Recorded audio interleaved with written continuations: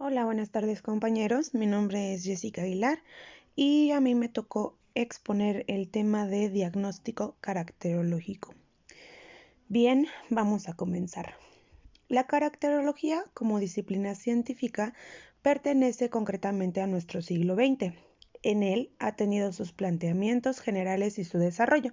Sin embargo, la preocupación por el estudio de los caracteres y los temperamentos es mucho más antigua, casi tanto como la preocupación racional del hombre.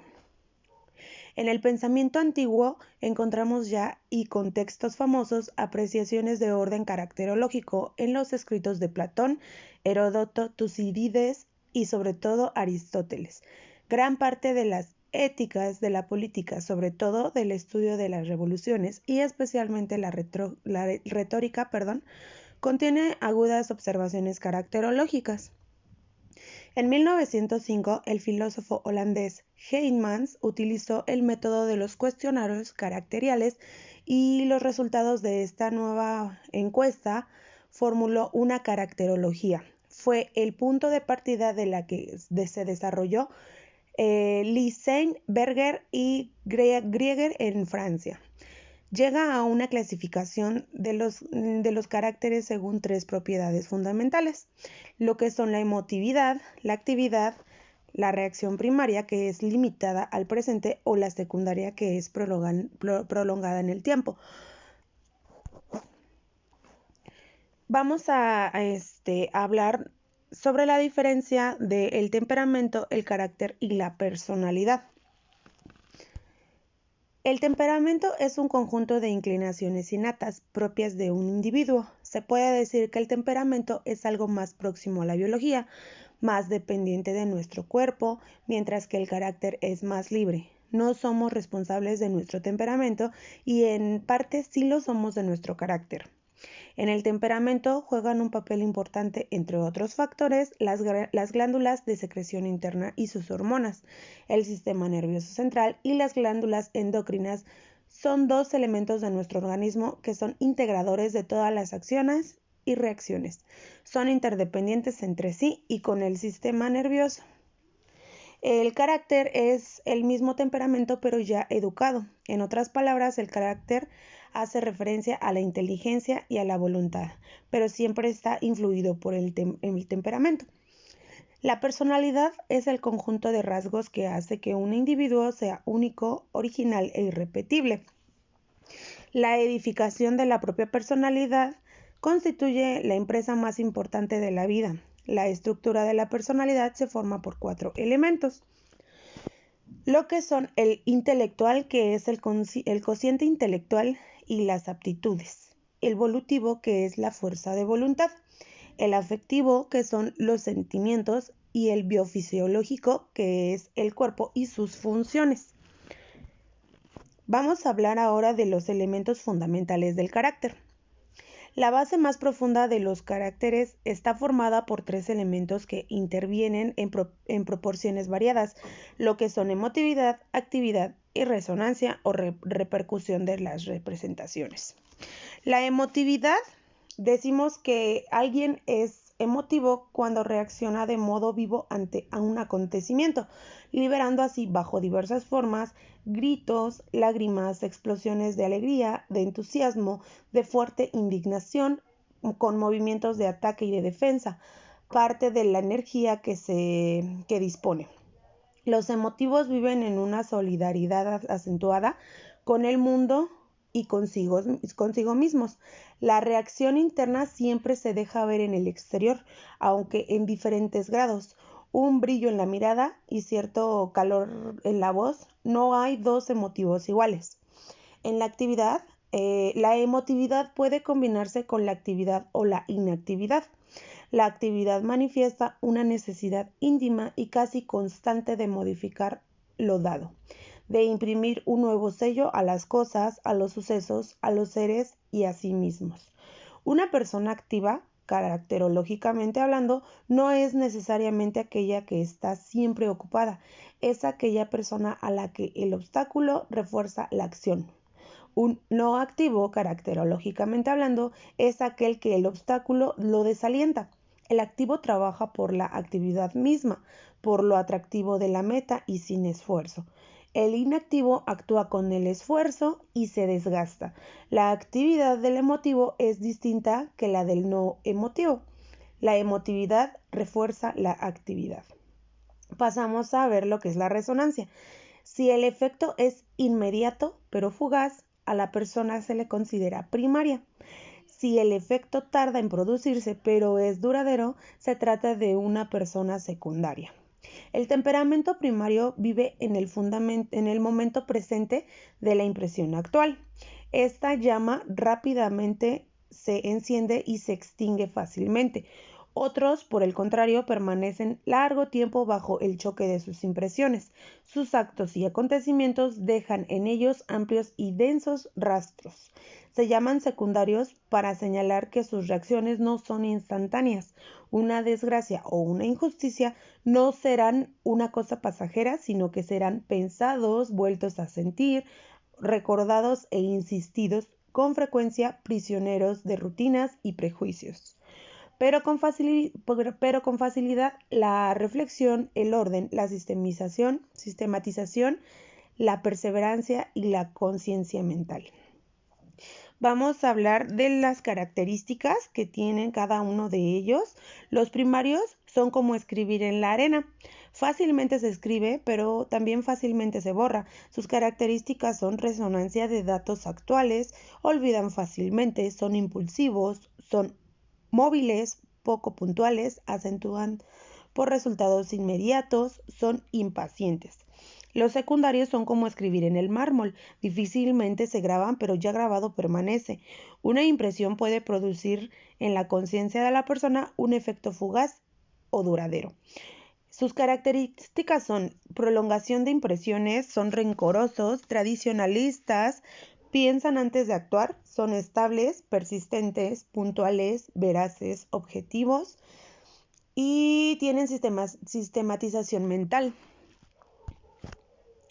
Si hiciéramos una escala del 1 al 100, la no emotividad, así como la no actividad y la secundariedad, quedarían por debajo de la media, así como se puede ver en esta imagen. Los no emotivos, no activos, serían secundarios, estarían menos de 50 y los emotivos, activos primarios, estarían de 50 en adelante. ¿Ok?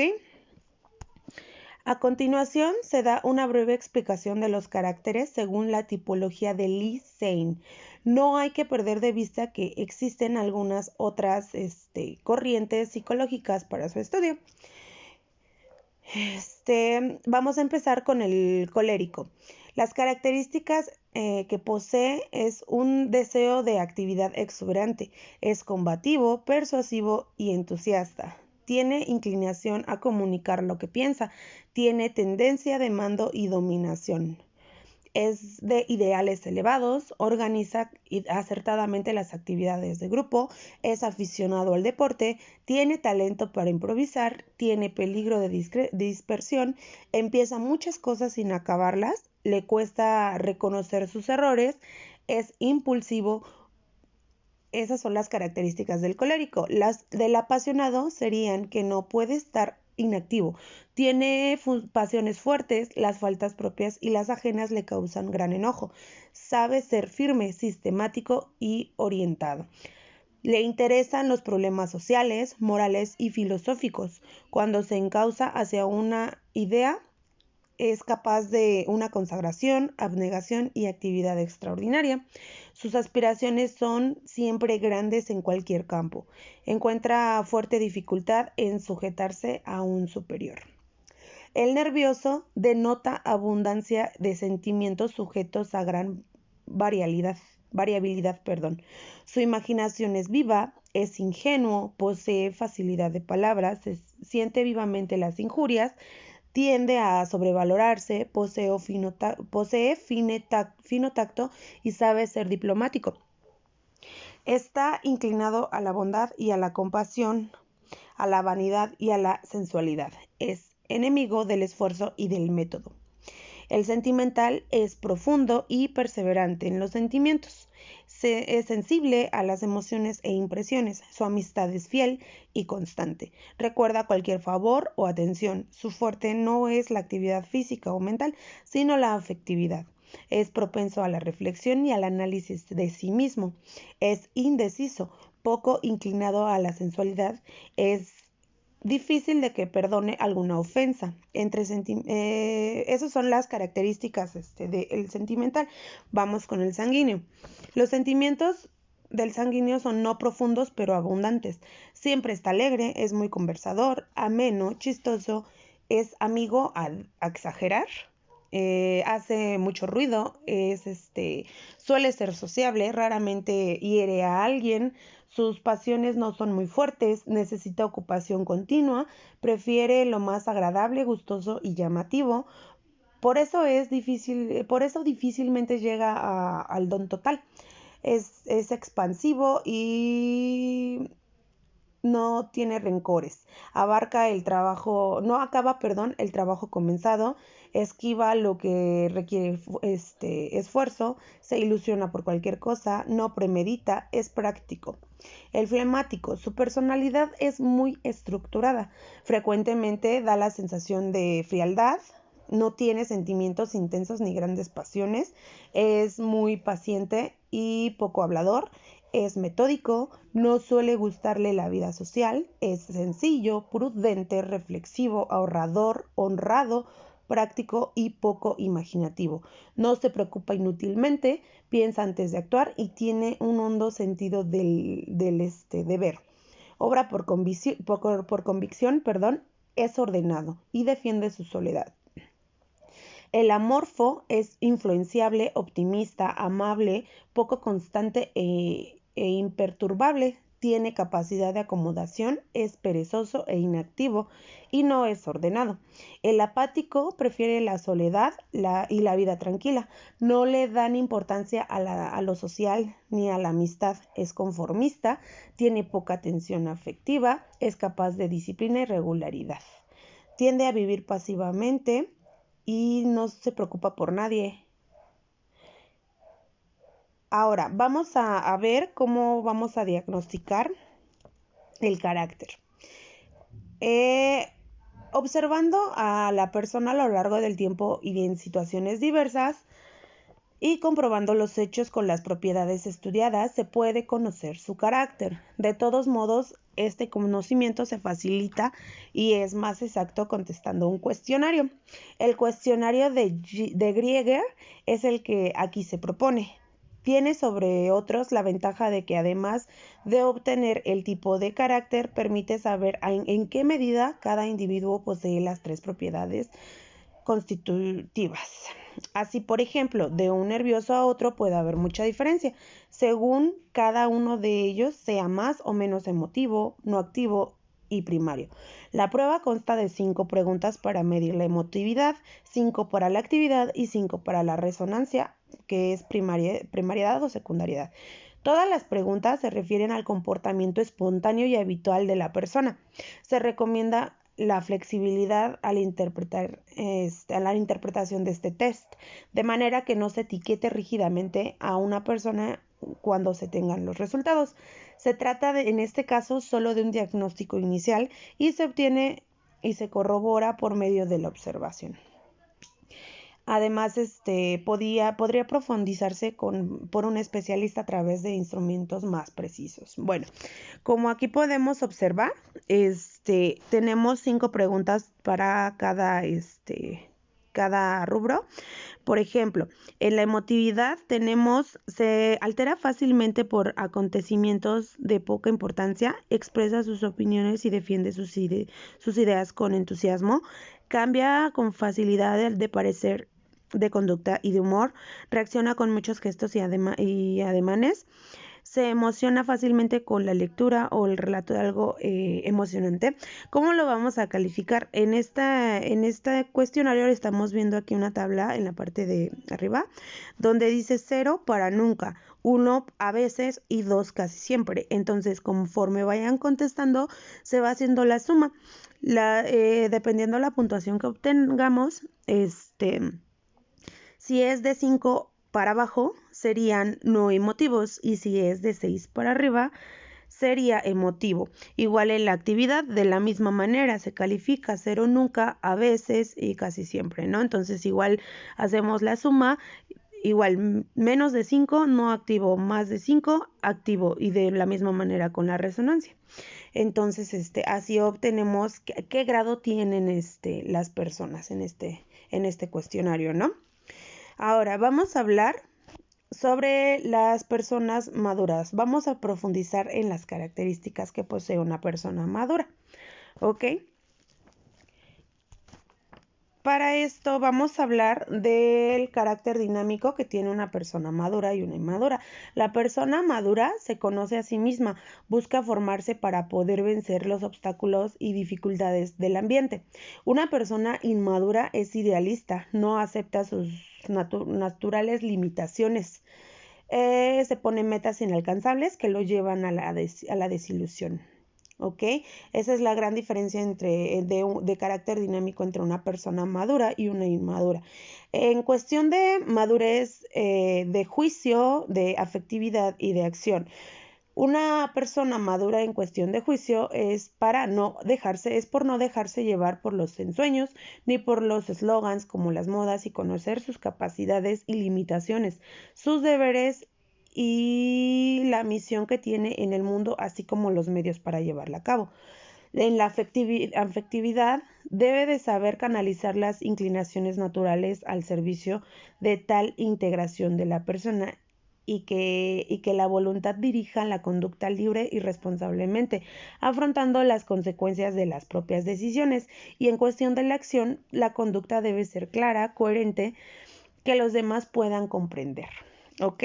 Pasamos a lo que es en la capacidad de juicio. Una persona madura es objetiva y realista consigo misma, admite sus limitaciones, sabe lo que quiere y lo que puede, es segura, tiene confianza en sí misma, es coherente en su actuar libre y acepta con responsabilidad las consecuencias de sus actos. No es rígida, sabe adaptarse a las circunstancias y resolver sus problemas que son siempre reales y objetivos, cediendo y concediendo o exigiendo según sea necesario. Una persona de capacidad de juicio inmadura tiene actitudes altaneras, se engaña a sí misma, oculta su timidez bajo actitudes altaneras, arrogantes o de falsa modestia y de humildad, es insegura e irresponsable y huye de sus compromisos. De sus compromisos y del trato abierto, es frívola, atolondrada, cobarde y se teme a sí misma, no se enfrenta a consigo misma ni a sus problemas. ¿Ok? En cuestión en el aspecto social, la persona madura encuentra su lugar sin complejos de superioridad ni de inferioridad. Es prudente, comprensiva, paciente, es dócil para aprender, juzga solo cuando tiene todos los elementos y tiene el deber de hacerlo. Huye de la excesiva preocupación por las cosas materiales. La persona inmadura en el aspecto social no encuentra su lugar, es rígido o demasiado blando, requiere reformarlo todo enseguida y es terco, petulante, no escucha a los demás ni rectifica sus errores. Se revela ante las imposiciones justas de la convivencia social y es infantil. ¿Ok? Estas son algunas de las características que posee una persona madura y una inmadura. Vamos a hablar ahora de 3 notas que definen la personalidad. Entre las notas más sobresalientes que caracterizan y definen yo o personalidad, cabe destacar 3, los que son la integración. La integración son los múltiples y variados aspectos que constituye la personalidad. Se integran con todo, en un todo compacto. Este todo funciona como una unidad. Podemos equiparar la persona bien integrada a una auténtica composición y en una composición no hay nota discordante. En una definición de personalidad se dice que esta consiste en reducir todas las tendencias a la unidad de mando de la persona. El autocontrol es el yo integrado y maduro y se pertenece a sí mismo, se posee a sí mismo, distinto y superior a todos y cada uno de sus elementos. La libertad terminal, interior y espiritual es la mejor y la más alta expresión de la personalidad subjetiva y formal. Y por último, la adaptación. La personalidad integrada y asumida por el yo es una personalidad que está en condiciones de vivir en paz, armonía y unión. En primer lugar consigo mismo y después con el resto de los demás. Algunos rasgos de la persona madura, después de haber tratado de definir a grandes rasgos qué es una personalidad madura, vamos a mencionar los rasgos o manifestaciones más importantes, ¿ok? Entre ellos encontramos la objetividad, la autonomía, la capacidad de amar, un sentido de responsabilidad, trabajar productivamente, la visión amplia, sentido ético, capacidad de reflexión, sentido del humor, capacidad de entablar amistades profundas, el manejo emocional, el criterio, la seguridad, el manejo por objetivos, la libertad y el manejo de la frustración. Estas son algunas de las características más destacadas de las personas maduras.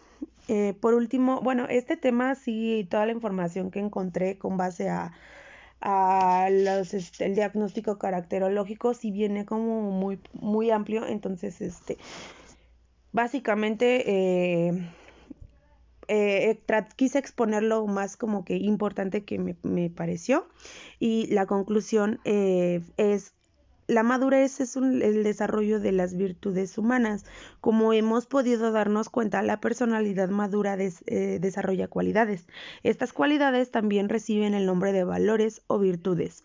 Un hombre maduro es una persona valiosa en sí misma y para la sociedad. Cada una de las cualidades humanas implica necesariamente a las demás y las armoniza. Esto significa que el hombre maduro es una persona integrada que unifica en torno en sí diversos elementos de que se compone la rica trama de su existencia. Por el momento ya es todo por mi parte, compañeros. No sé si tengan alguna duda. Voy a compartir este video. De hecho, este video lo hice porque tengo problemas en mi internet. Si tienen alguna duda, tienen mi número, ya me pueden mandar un mensajito.